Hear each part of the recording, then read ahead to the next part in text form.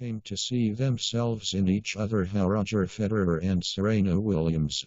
How Roger Federer and Serena Williams came to see themselves in each other. A few weeks before this year's US Open, Roger Federer turned 37.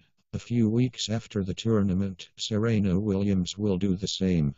There is not much more that can be said about these two. The improbability of their now 2-decade-long reign over tennis has been exhaustively documented, as has the mixture of grace and grit with which they've served as the sport's ambassadors. It is strange, however, to think about how differently the stories of Federer and Williams began, and how similar they've become. For years now, they've defied forecasts of their demise. For Federer, a few early round losses in the spring of 2007 led to headlines claiming he'd lost a step. For Williams, even earlier, when she first evinced a casual interest in fashion, or when she suffered her first blood clots after she won Wimbledon in 2010. But now, in 2018, with 5 kids between them and players half their age hot on their tails, they are entering the year's final major as not just two of the odds favorites, but the indisputable fan favorites at the US Open as well. The affection for the pair is no shoo-in. American sport has an historic love affair with the underdog, the Cinderella story, the upset. It's why we call it the Miracle on Ice, why we remembered the Titans, why we loved Douglas over Tyson, UMBC over Uva, and it's why fans tire of the sustained brilliance of teams like the Patriots and the Warriors, whose Goliath-like status is often met with sneers of boredom. One would think Federer and Williams would begin to wear on us too, especially in a city like New York, which embraces and dispatches its darlings with the speed of a 7 train racing out to Flushing Meadows. And yet, for the next 2 weeks, the grounds at the Billie Jean King National Tennis Center will be awash in RF hats, the signature accessory of Federer's loyal apostles.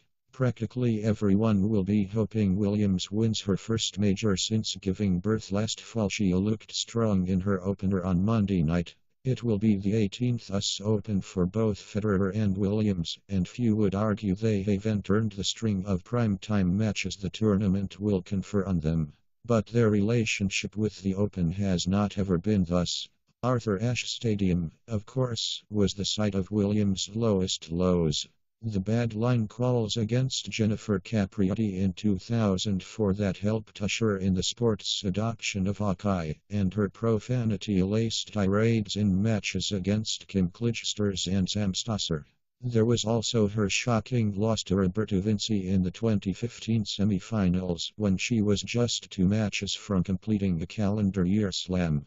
When Venus, after winning her opening round match Monday, talked about having the crowd behind her, one was reminded how long it took for American tennis to truly celebrate the sisters Williams.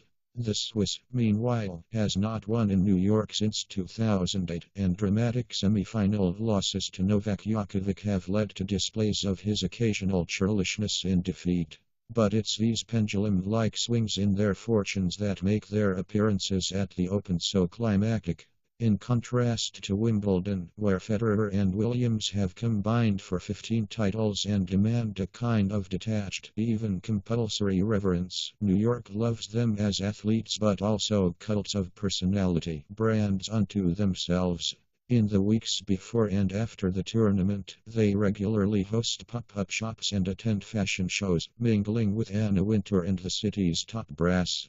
It's a tournament where their status as the sport's joint figureheads on the court and in its coffers is most fully realized. It's not often we discuss Federer and Williams together as remarkable stories of parallel success born 1 month apart. Tennis pundits are more likely to focus on Th.